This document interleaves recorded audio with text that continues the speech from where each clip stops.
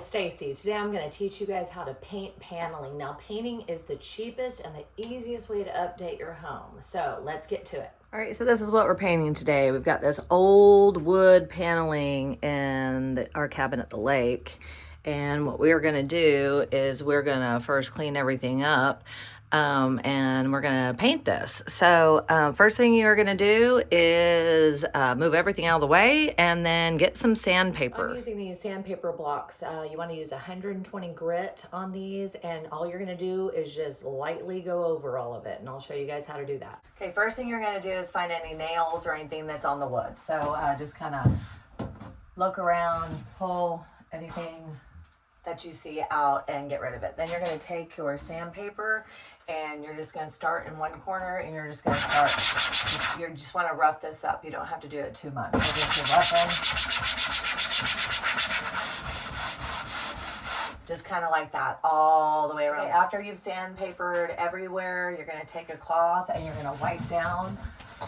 Get all up here by the top. There might be some cobwebs or something up there, and you just want to wipe it down. Really good to get any of the dust. Then you got to take these face plates off of any electrical things. Just get a flathead screwdriver and loosen those and pop those off. So it's off. I like to put mine in a plastic bag with the screws, and that's what it looks like. Okay, now that you've sanded everything and wiped everything down, you're ready to tape off some areas. Okay, so you don't have to tape this. You can take the thermostat off. I'm just going to tape around it. You don't need to do that. So what you're going to do is just get 2 pieces of tape, go around the side, get all the way to the paneling, and then come here over the top, push down the line, try and get it behind the thermostat, and then wrap it around underneath. Get it all the way up underneath there. Get it on there really well, and then I wrap this like a little present. Put that down. Like that, then you're going to do the other side. So you're putting your tape down, and if you have carpet, just put it down and take your fingernail and just kind of smush it down so it goes down underneath the carpet, so you don't get any paint on that. Okay, and then we're ready to prime. So I use this Kilz 2 to prime. So you're going to want to prime first, and then after you prime, I'll just show you right now. This is the paint that I use. This is Valspar Pro Hide Gold Ultra. This paint is excellent. I love it. If you haven't already shaken your paint, these are in the 5-gallon drums. So the easiest way to shake these is to turn them over, roll them on their sides, and roll them around for a little bit. Turn them upside down for a little bit to get the stuff from the bottom to the, just to get off the bottom of it, and then just kind of roll them around. And you can't hold them and shake them, they're too heavy. So just give them a couple rolls on the floor. Okay, so first you've got you want a little paint bucket, and you're gonna wanna start at the trim and the top edges first. So you're gonna put this plastic thing in here. That way when you're done, you can just take it out and throw it away. You've got your short-handled Wooster brush that I like, and I want to show you this real quick. Since we are doing edges, if you have any little pieces of your brush that are sticking out like that, go ahead and cut those off, because that is going to affect your paint lines. Okay, I'm going to be using these. I just found these. There's another brand that I use, but I'm going to give these a try. This pack was, you get 8 of the rollers in here and the handle for $17 and change from Lowe's. So I'm going to give these a try, but you want to make sure that you use a paintbrush specifically for cabinets and wood. Okay, it's different from the drywall. So these have like a feather. Let me take them out up here and I'll show you. Okay, so it's soft. It's almost like velvet. Okay, so these are specifically made for cabinets and paneling and things like that. So you just push it on here, and whenever you guys are rolling this, when you're going to clean it, just make sure you don't get paint right here, because it affects the way that it rolls like that. So when you're done with this, just make sure if there's any paint on that, you get that really clean. All right, let's go. So since we're painting the ceiling too, you don't have to worry about being careful here. You can just get it across there. The most important thing though is that this doesn't drip, okay? So you get this just a thin layer across where these creases are. You want to come down and get in those little creases right there, and then just come across here a few times. Again, getting these little creases right here. You might need to go get a little bit more paint.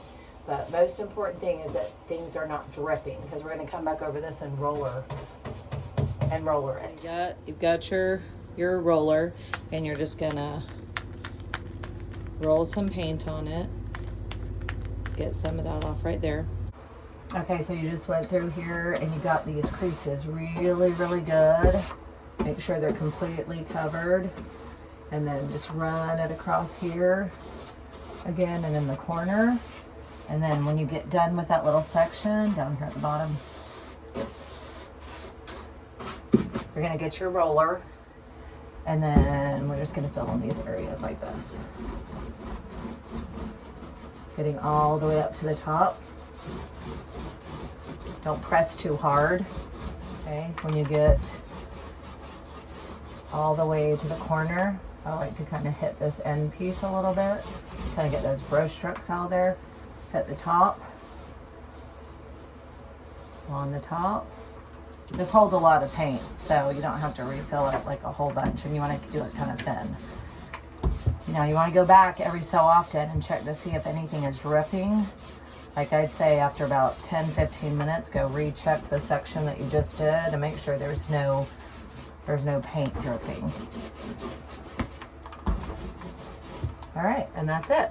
Okay, so I primed the whole thing, and yes, I primed it twice. Okay, so you're gonna go ahead and let this dry. I'm gonna let mine dry overnight, and then I will do the paint tomorrow. Okay, so I'm gonna show you a couple of different techniques you can use. Now the texture on this ceiling is pretty bumpy. So first, if it's a flat surface, taping it off would be a perfect line. This one has a little bit of texture to it, so I'll show you what it looks like taped, but you don't want to use a whole lot of paint right here when you're doing the edges. You just want to kind of brush it in there so that it doesn't bleed through the tape. Just gonna get up here. You're just kind of dabbing it. Okay, then you're gonna come down those lines, get in there really well. This you can use a little bit more paint because you're getting down into the crevices right there. And I like to go all the way down to where I can reach without a stool. And you're going to do this whole section, and then you're going to get your roller, and then you're going to roll this section right here all the way up to the top. You don't want to put this on too thick. You just want a thin layer. Okay, I'm going to show you method number 2. This is called cutting in. You don't use anything. This is what I do. Get a little bit of paint in your paintbrush.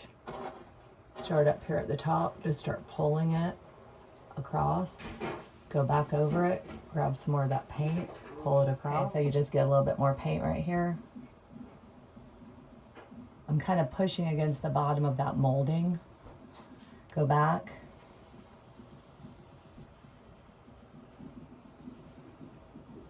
You just get that perfectly straight line.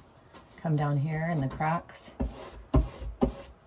And when you get into the corners, it's a little tricky, but I'll show you a little trick. What you can do is get a little teeny tiny paintbrush. Then you can go right up there into the corner, and that gives you a perfectly straight line. Okay, so there's another method you can use, and it's this paint guard thing. So you can stick this up there. Don't get too much paint on your brush. You just want to kind of push that up there to the ceiling, hold it kind of at an angle like that, and then you're just going to kind of brush it lightly up to where the metal part is. Okay, and then when you pull it out, just be careful, and it'll give you that perfectly straight line like that. The only thing with using this is you have to clean it off after you do each section, because if you put it back up there, it could get paint on the ceiling. So if you like that method, go for it. Getting around these doors, when I primed this was brass. I go ahead and I paint mine. But when you paint them, make sure that you open and close the door a few times so they don't get stuck there. But I'll zoom in there. I'm just going to use my little teeny tiny, you don't want to get the gray paint on this. So I'm just going to use this little baby tiny brush right here. And I'm just going to brush right there along this so I don't get that white piece gray. Okay, so you go ahead and paint that little edge all the way down right here. And then we want to keep this white because I'm going to be painting the doors white. So you're going to come here with your roller, come down the edge like this, kind of angle it right here to get everything right here so there's no dripping. And then take this and run it straight down, the roller straight down like this, and then you won't get any paint on this side. It'll stay white. Yay. Okay, so now we have to wait 4 hours for the paint to dry. So I put aluminum foil on all my brushes and my paint and my buckets and put it in the refrigerator and then wait 4 hours. This is where I use the tape so you can see a little bit of that bled through because of this textured ceiling. So I would advise against that. I'll zoom in so you can see my lines there across the top. Beautiful. All right, and it's done. Of course, I haven't done the doors yet, but the doors are going to be a separate video. So here you go. From fugly to fabulous.